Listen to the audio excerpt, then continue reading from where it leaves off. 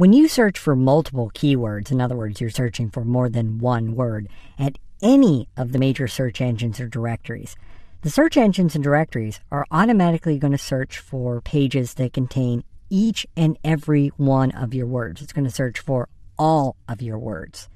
For example, if I go here to Google and I type in Richard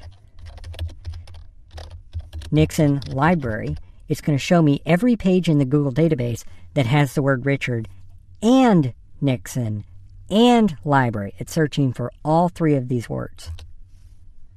And we come up with 200,000 hits. Now, if one of these words is more important than the other, we might want to tell Google, hey, this is an important word. And you can do that by using the plus sign. If I put a plus before the word library, what that does is it says, hey, Google, the word library is really, really important to me. I want Richard somewhere on the page. I want Nixon somewhere on the page. But library, that's a key word.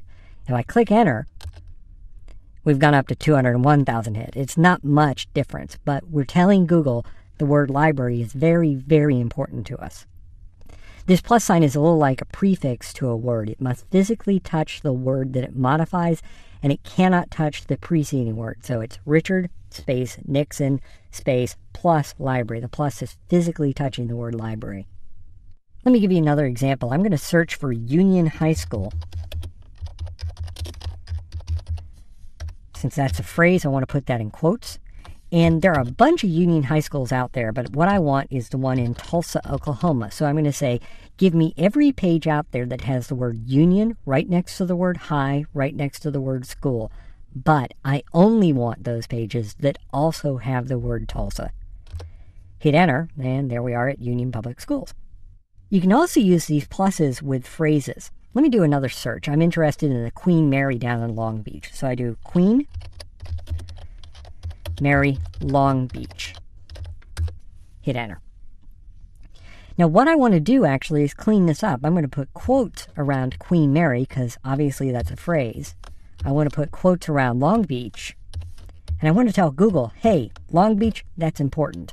So it's quote Queen space Mary, close quote, space plus, quote, Long Beach. The plus is physically touching the phrase. When I hit enter, it actually drops me down to 39,900. So we're kind of saying, I only want the Queen Mary in Long Beach, not Queen Mary University, not Queen Mary Hospital, the Queen Mary in Long Beach. This is very important. Okay, now for the secret stuff. You don't really need to use pluses.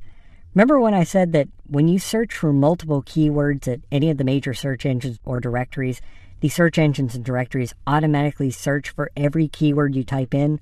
They automatically kind of hide that plus. You don't see it. If I take the plus out of in front of Long Beach, notice we go from 39,900 to 39,500. There's not much difference. So why did I show you how to use pluses? Well, if you understand how to use pluses, you're going to have no problem at all understanding how to use minuses. Minuses are probably my favorite search tool of them all. They're very powerful, especially when it comes to cleaning up your top 10. And I gotta be honest, I use minuses a lot more than anything else, especially when it comes to secondary searches. In an earlier lesson, we were talking about the importance of top 10 hits, and I kind of mentioned that I'm a big fan of the Disney animated movie Bambi. And we saw why searching just for Bambi was, well, not a good idea. So we came up with a search phrase, Bambi Disney animated movie. And let's do that search right now. So I'll do Bambi Disney animated movie. And it comes up with a pretty strong top 10. But guess what? We can do better. Chances are, as you search the internet, you're not going to find exactly what you're looking for on the first try. That's where the minus comes in. For example, I'm looking here, and the fourth thing down on my list, Amazon.com video, Bambi Disney 1942. This isn't going to give me information about Bambi. It's going to try to sell me a copy of Bambi. It wants me to buy a video.